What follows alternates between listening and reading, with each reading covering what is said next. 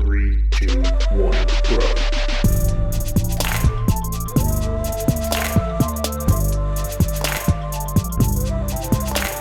What's up, everybody? My name is Michael Lee Murphy. I'm one half of the Brothers Murphy. It's time for Metagame Minute, a weekly segment where we talk about something in board games that's been on our brain. And this one is a big one for me. I have learned maybe the most important lesson about this hobby for myself that I could have. And it is simply that I don't need to own every game.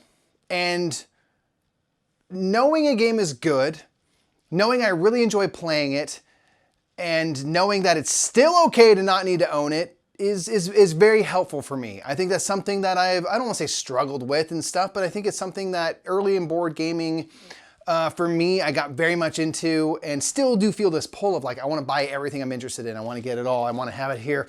I want to have it here. And recently I've kind of transitioned a little bit more into thinking like, that's a really great game. I love playing it. I have a buddy who owns it. I do not need to own this thing.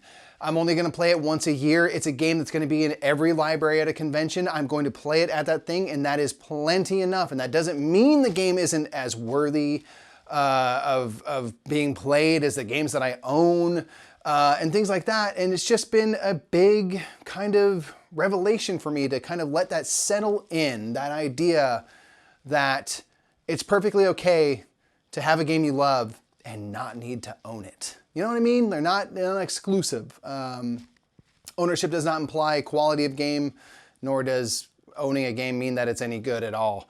And why we keep things and stuff could have many different reasons. So I am more of a, you know, if it's gonna be something I'm gonna play, if it's something I know I can play with Nick, if it's something I know I can play with my fiance, and it's gonna be a really good game for that, I'll probably get that versus maybe some games that I will love slightly more, but just won't get played that often, or I don't need to play every week. And it can be a hot new game. It can be that exciting thing, and it can just be at someone else's house, and that's totally fine. So I don't know if that's been a revelation for anybody else out there, if that's something that resonates with you, but I'd like to know your thoughts on that idea. Do you have a system for kind of sharing games with friends and things, which alleviates that need to kind of have it all? If friends have a game that you like, do you also want to have that game? I've dealt with a lot of that in the past and have pared a lot of that away. A lot of the games we've culled over the last 2 years have been games that like people I know own. And I'm like, cool, I'm gonna play it with you. I've got a buddy and he and I really like Tapestry. He has Tapestry, he's gonna get the expansion. And I have gone back and forth wanting to get Tapestry, but I know that if I play this game, it's going to be with him for sure. So he has it. I don't need to do that. You know what I mean? It's not something that I'm perfect at. It's something I war with still, where I just want to get it because it's exciting and you get to unbox it and punch it all out and stuff like that. I very much get that way of like, I want it right now. And I still totally do buy games.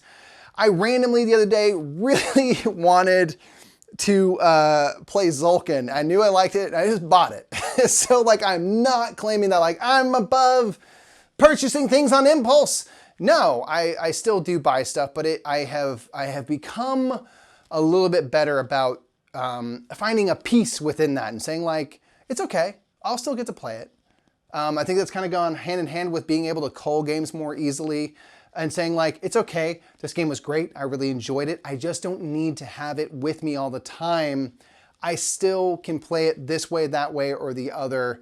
With more games online all the time, it's easier to play games that I once owned and now still can. And it's easier to get to player counts that you might be interested in, stuff like that. So I'm curious how you've dealt with that. Have you come to a place where you become sort of more selective with what you purchase, and have you found a place of peace with that, knowing that the games that I'm interested in playing are around, they're available, and that doesn't mean I have to be the one that supplies that game necessarily. So let me know your thoughts in the comments below. That's just kind of all I have for this week. I just kind of was thinking back like, wow, I think I've turned a corner to some degree on that one. I still like want all the games, don't get me wrong, but I think I've been able to decide a little better, like, I want it, I don't need it. Let me know what you think in the comments below, everybody. And until next time, just remember that whether or not you do want to buy it up and you want to be the supplier of fun and stuff like that, or you are a little more selective about what you get for whatever reason, and kind of rely on your friends and stuff to have a sort of a shared pool of games, the more meta, the more beta. Thanks so much for joining me for that Metagame Minute. If you want to see Nick's Metagame Minute from last week, you can check it out there. Down below here, we have a sketch that we filmed a week or so ago that I really am proud of and would love for you to take a look at if you haven't. It's called The Packer. Give it a view. And there's a sleeping dog down there. You don't get to see it, but she's very cute. So I hope you enjoy the image of what you think that looks like. Bye.